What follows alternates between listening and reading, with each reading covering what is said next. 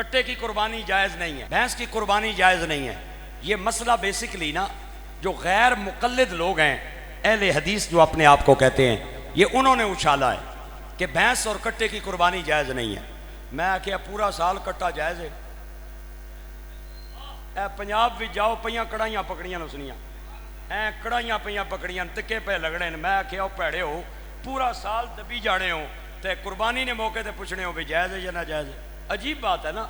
अच्छा कुर्बानी जायज़ नहीं है जी भैंस की, कट्टे की कुर्बानी जायज़ नहीं है। अच्छा उसकी पे दलील जो दी जाती है वो ये दी जाती है कि हुजूर अलैहिस्सलातु वस्सलाम ने ना भैंस की कुर्बानी की है ना कट्टे की है। मैं क्या सरकार को लूँ बाँ मेरी खलीए, अल्लाह ने नबी को लूँ गां नहीं कुर्बानी साबित करो, सरकार को लूँ वेड़े नहीं कुर्बानी साबित करो।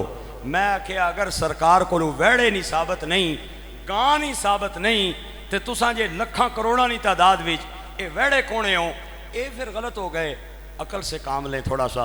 हुजूर ने जब भी कुर्बानी की है या ऊँट की है या आपने मेंढे की कुर्बानी आपसे साबित है, मेंढे की, दुम्बे की या ऊँट की। इसके अलावा हुजूर से गाय की, बैल की कुर्बानी साबित नहीं है।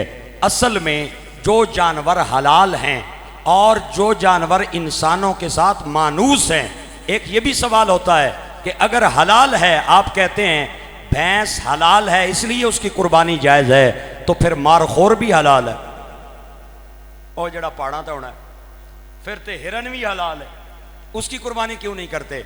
तो मसला एक बुनियादी सुन लें, बहुत इंपॉर्टेंट बातें आपको सुना रहा हूं, बुनियादी बात सुन लें।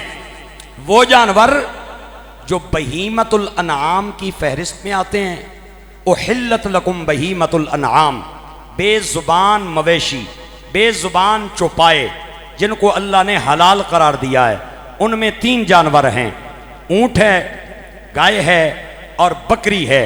फिर ऊँट के तहत ऊँटनी भी आ जाती है, बकरी के तहत बकरा भी आ जाता है, मेंढा भी आ जाता है और दुम्बा भी, भेड़ भी, ये सारे बकरी के ज़िमन में आ जाते हैं। और जहाँ तक ताल्लुक़ है भैंस का, ये गाय के ज़िमन में आ जाती है क्योंकि इसकी शक्ल गाय के साथ मिलती जुलती है, अफ़आल आमाल में तकरीबन ये गाय के साथ मिलती जुलती है। तो सवाल जो हजरात करते हैं वो ये कहते हैं कि हुजूर से साबित नहीं है। मैंने आपको अर्ज़ कर दिया है कि हुजूर अलैहिस्सलातु वस्सलाम से गाय भी साबित नहीं है। बाकी भैंस कैसे साबित है, भैंस कैसे जायज़ है? भैंस जायज़ है इजमाए उम्मत से। इजमाए उम्मत भी सबूत के लिए एक कतई और कवी दलील है।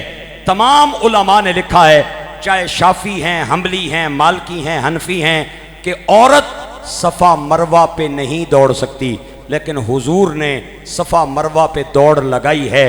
अगर हुजूर ने लगाई है तो फिर औरतों को आप क्यों नहीं दौड़ाते?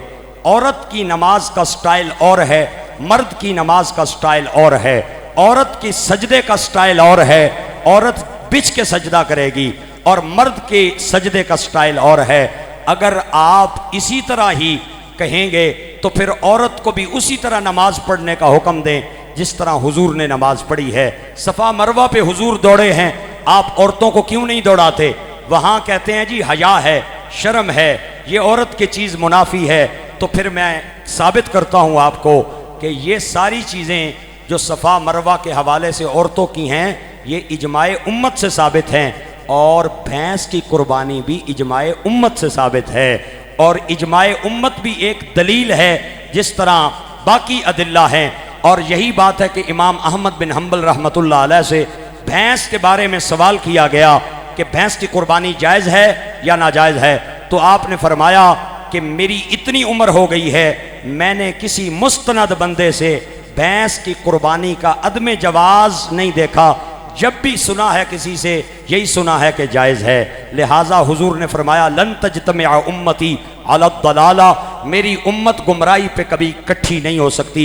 लिहाजा भैंस और कट्टे की कुर्बानी के लिए मसला याद रख लें कि ये इजमाए उम्मत से साबित है।